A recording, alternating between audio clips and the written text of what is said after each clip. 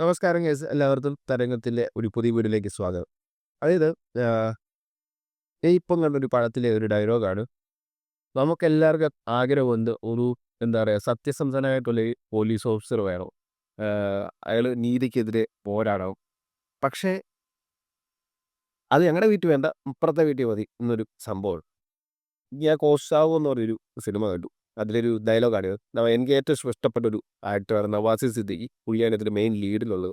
നല്ല ഒരു അടിപൊളി ഒരു സിനിമയാണ് ഇത്. ഇതൊരു ബയോഗ്രാഫിക്കൽ ക്രൈം ഡ്രാമയാണ്. യഥാർത്ഥത്തിൽ ഇങ്ങനൊരു ഒരാളുണ്ടായിരുന്നു. മീൻസ് അദ്ദേഹം ഇപ്പോൾ ഉണ്ട്, ജീവനുണ്ട്.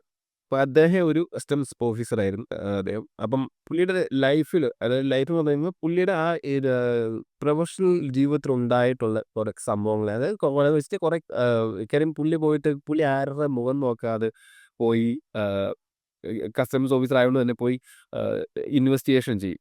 എവിടെയെങ്കിലും കള്ളക്കടത്തുണ്ടെങ്കിൽ പുള്ളി തന്നെ പോയി അത് കണ്ടുപിടിച്ച് പുള്ളി ഒന്നും നോക്കത്തില്ല. അതായത് ആരാണ് മുമ്പിൽ നിൽക്കുന്നത്, എത്ര വലിയ വില്ലനാണെന്ന് നോക്കത്തൊന്നുമില്ല. പുള്ളി പോയിട്ട് പരിപാടി അത് സ്മഗിൾ ചെയ്യുന്നുണ്ടെങ്കിൽ അത് കണ്ടുപിടിച്ചിട്ട് അങ്ങനത്തെ ഒരാളാണ്. അപ്പോൾ ഇങ്ങനത്തെ നീതിമാനായിട്ടുള്ള ഒരു മനുഷ്യൻ്റെ ലൈഫിൽ ഒരു വലിയൊരു ട്രാജഡി ഉണ്ടാവുന്നു. അതിനെ ചുറ്റിപ്പറ്റിയിട്ടാണ് ഈ ഒരു ഇതിൻ്റെ കഥ പോകുന്നത്.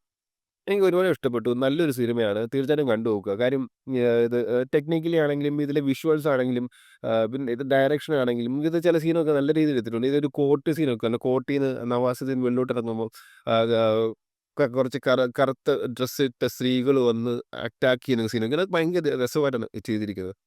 പിന്നെ അതുപോലെ തന്നെ ഇതിനൊരു നല്ലൊരു ഫാമിലി സ്റ്റോറി ഇതിനകത്ത് പറഞ്ഞു പോകുന്നുണ്ട്. ഞാൻ പറയാം ഫാമിലി മാൻ എങ്ങനെ ആ രീതിയിൽ. ഫാമിലി മാൻ്റെ അകത്ത് നമുക്കറിയാം മനോജ് വാജ്പേയിയുടെ ഒരു ഫാമിലി ലൈഫും അതുപോലെ തന്നെ അയാളുടെ പ്രൊഫഷണൽ ജീവിതവും കാണിക്കുന്നുണ്ട്. അതുപോലെ തന്നെ ഇതിനകത്തിലും ഇയാളുടെ ഒരു ഫാമിലി ജീവിതവും കാണിക്കുന്നുണ്ട്.